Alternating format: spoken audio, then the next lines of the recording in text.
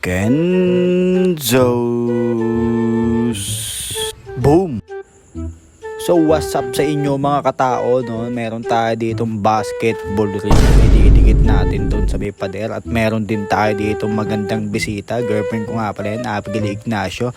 Tapos ito ang ating mga kailangan natin ng tape, gunting para maidikit na natin yan guys, no? At ginupit-gupit ko na nga dito yan sa maliliit na piraso kasi mahalang tape. Hindi nga pala basta-basta tape dito yan par, no? Sobrang dikit yan par, makapal na tape yan, makapal pa sa plastic yan par. Dito nga guys, nagkamali pa ako ng dikit ng tape, imbis na dapat sa may kulay pula ko ididikit, dito pa din dikit. Kaya tinanong ko kung okay lang ba dito idikit, hindi pala. Kasi kapantay na siya ng kulay pula. Kaya ngayon guys, tinanggal ko yan guys, kaya tignan nyo, mapapansin nyo, muntikan ng masira. Sobrang dikit ba naman yan. Kaya pagtanggal ko yan, nasabihan pa ako ng alam nyo na kung ano mga sinasabi ng babae sa lalaki. Kaya kayo mga pre, pag may gagawin kayong maganda at hindi nyo dapat isasama ang jowa nyo kasi maganda naman yung ginawa nyo, pero sa paningin nila mali pa din. Kaya iwas na, ayan na nga talaga. Dito nga guys, naidikit ko na ng maayos tong tape na to, no? At hindi na ako nasabihan ng kung ano-ano pa. Kaya dito tinesting ko na isukat sa pader at sinabi niya sa akin, itaas ko pa daw. At maingay nga pala dito si Patrick Tapia. At gumupit nga pala ulit tayo dito ng tape para pantay, magkabilang kanan yan guys, dinikit ko. Intindihin nyo na lang kasi ako hindi ko naiintindihan. Baka kayo lang makakaintindi sa akin, parang jowa mo hindi ka maintindihan kaya iniwan ka. Hindi ko sasabihin si ano yon.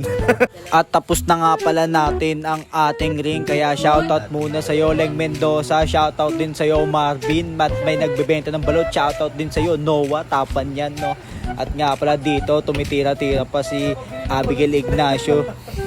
At nadali pa ako, pinagtitripan pa ako. Syempre ako kagat-labi pa ako habang nag-aayos, habang may tumatalsik na bola sa harap-harapan ng mukha ko. Ganyan talaga, napaparap na lang ako kasi hindi ko na alam talaga. Paalam nyo, comment down below, nandito si Eugene.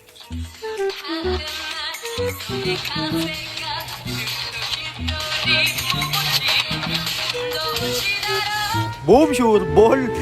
Sinaniba ni Eugene, Ghost Fighter. Ikaw ba yan, Eugene? Ang kalaban ni Taguro? At tira na nga ako ng tira dito. Hindi, tira na ako ng tira dito, guys, no? At sure ball pa rin talaga si Abigail Ignacio, hindi nagbabago ang pulso. Dati nga pala yung player ng Cavite City. At kaya napag-usapan namin, guys, no? 1, 2, 3, kung sino mananalo ay magtatapon na, ay mag-uutos pala, magtapon ng basura.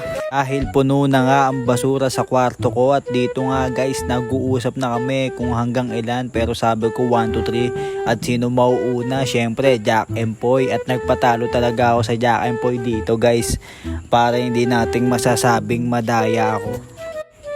At ayan na nga guys, talo na ako. Sisimulan na nga pala namin dito yung laban at siya na nga ang unang tumira, pangalawa ako, at hindi pa kami talaga nakakashoot dito kasi nga nangangapa pa kami parehas. Bagong gawa lamang ang court namin dito sa loob ng kwarto ko at siya ang unang nga nakashoot dito guys, no? Parang home court niya pero ako dapat yun eh. Ang saya-saya niya, siya pa una nakapunto. Siyempre, makakahabol din ako dyan. All one na nga pala yata kami. Ay, hindi pa pala all one. Oh, all one na pala. Yan na pala guys, no? At siya, 2 kaagad. Napakatulin. Siyempre, di tayo papatalo. All 2 na yan kaagad guys. Kaya yan guys, tuwan-tuwa na siya. At kasi pag nakashoot ako dyan, talo na siya kung ano-ano na ginagawa sa akin. Dinadaya na ako. Siyempre, di tayo magpapadaya. Kahit dinadaya na tayo, wala tayong magagawa. Kita-kita, sinisiko ako. Foul counted dyan pa. Napakadaya mo talaga.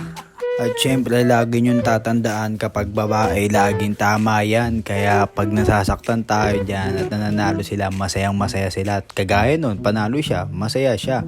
Kaya ito ako, nagtatapon ng sarili kong basura. Kala ko makakautos na ako.